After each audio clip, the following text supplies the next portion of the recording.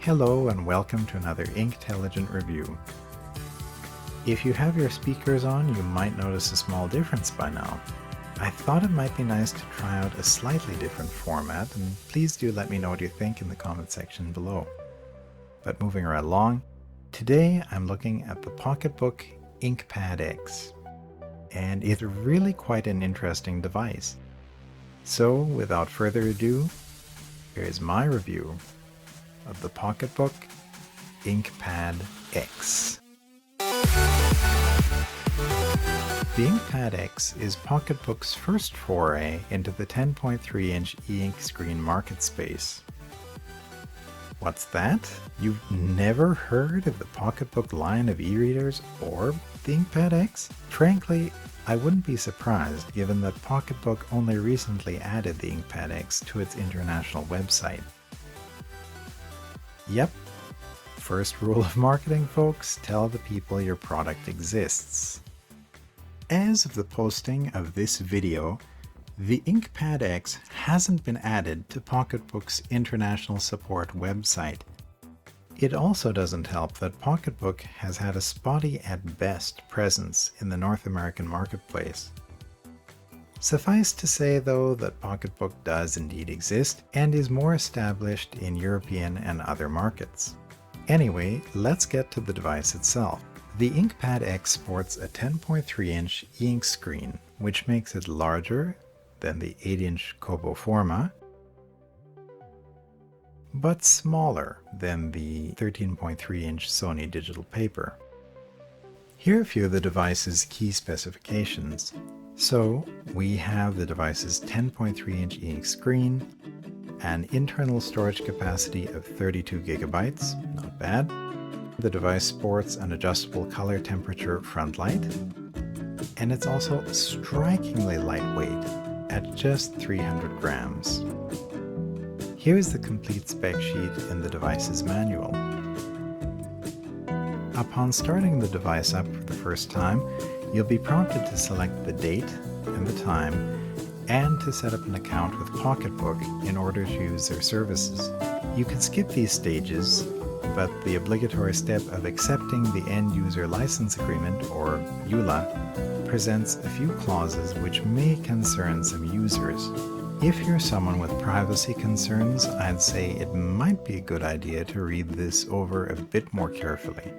If this does sound like you, well, once you get the device set up, you may be interested in checking out this option located in the settings menu of the device. The Pocketbook Inkpad X isn't always what you would expect. Sometimes the device just kind of flatly defies your expectations. For example, I expected one might have to wait a while for the device to start up from a power-off state.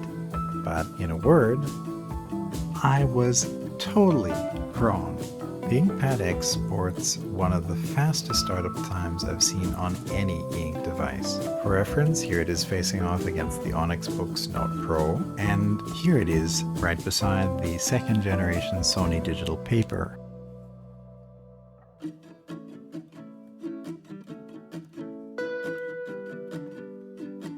So the Pocketbook Inkpad X is the clear winner there, I'd say.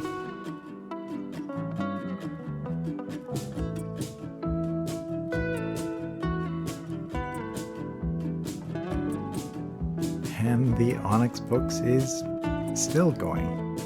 There it is. Finally.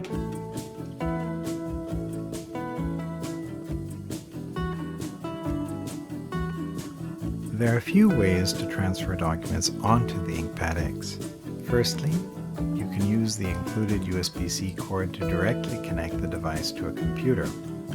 Just drag and drop the files onto the device. Second, you can set the device to sync with a Dropbox account. Lastly, you have the option to register for Pocketbook's own Send to Pocketbook service. This allows one to create a dedicated Pocketbook account email address that will sync any files sent to it directly onto the device. Thankfully, Pocketbook offers a few tips on how to set this up in the user manual itself.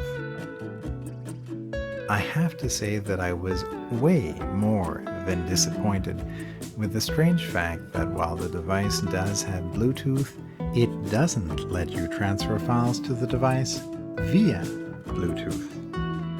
Pocketbook put so much effort into making this aesthetically pleasing design, into making the device slim and very lightweight, and yet by not allowing Bluetooth file transfer to the device, they've effectively tied the device to either being near a full computer or always being near Wi-Fi. This limits its portability. Honest marketing for the product might as well say, it's one of the lightest, most portable e-readers around, but just make sure you've got a laptop or Wi-Fi nearby, okay? Just a huge missed opportunity here. The Inkpad X interface splits the main home screen into two larger carousel-like menus displaying your recently read books. A top pull-down menu gives you quick access to your basic Wi-Fi, Bluetooth, and front light settings. It also gives you a handy Task Manager app to keep track of the different documents which are open and a control to keep the device synced. On the bottom, you have quick access to your device's library of documents, Pocketbook's ebook store, and the device's settings menu. I'm not going to spend much time on the store because, well, frankly, there's not much there. Less Amazon Kindle and more selection dwindle. Tapping on the library setting, you'll see the different folders on the device, and inside, these documents are grouped alphabetically. Long pressing on the files gives you a few further options. Here's what you get in the settings menu. Feel free to pause the video here if you'd like a better look.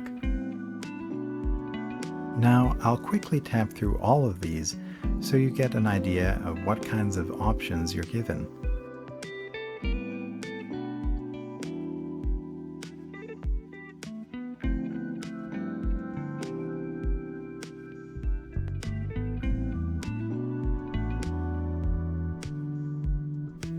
Lastly, tapping the two double lines at the bottom of the screen brings up the app options on the device.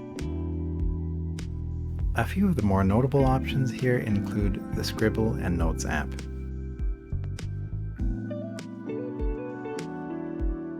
The PDF experience on the Inkpad X is a mixture of great and mediocre. I'll start with the simple things first. As explained in the onboard user manual PDF, the Inkpad X has different areas of its screen mapped out for different purposes.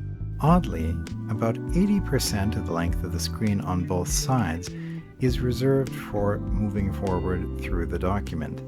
The tiny portion below has a similar setup, and tapping this on either side will take you backwards through the document. Tapping the center of the document brings up the main in-document menu.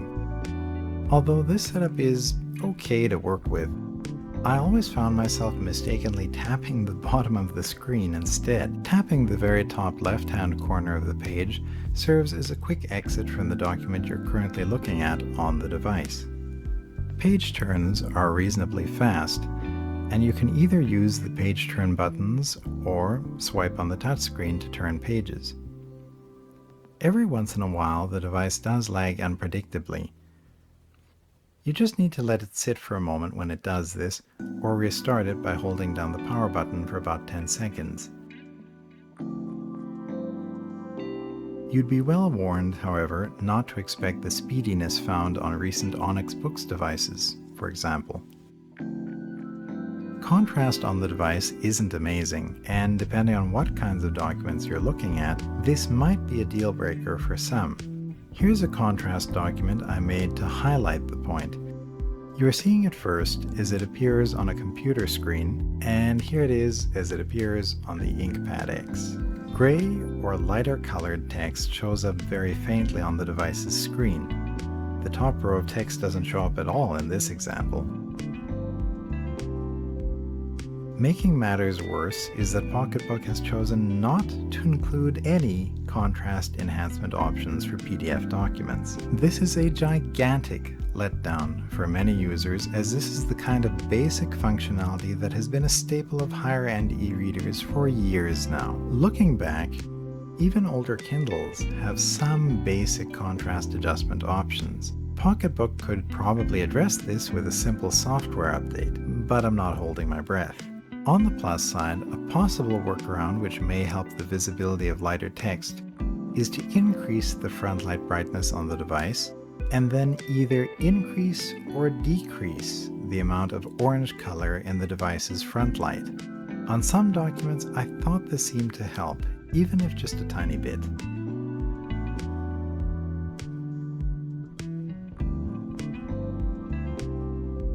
Pinch to zoom, a good-to-have feature on any e-reader, works pretty well on this device. It's a bit slower than some other e-readers and still doesn't quite hit the near perfection achieved on the first generation Sony digital paper.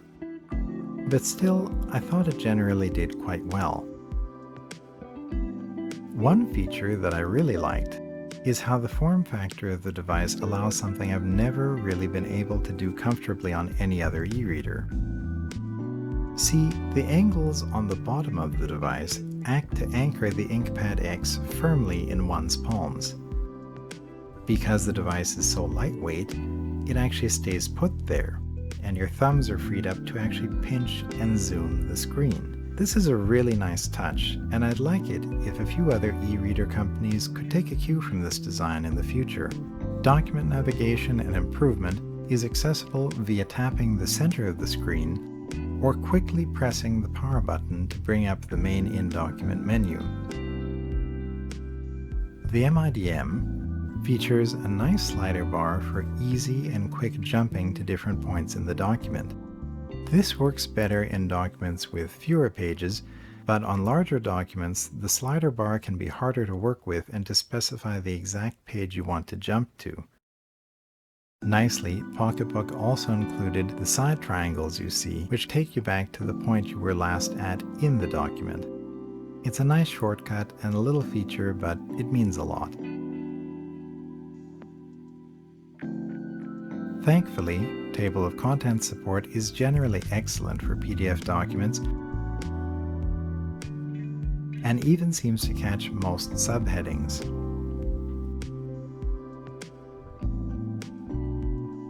It also gives you quick access to bookmarks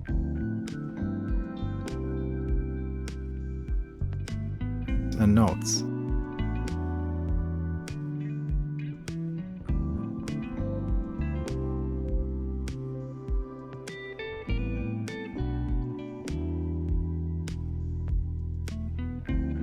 NES, academics of the world, rejoice.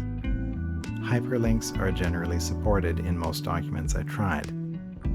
Just long press on these and the device jumps you to that chapter or section heading.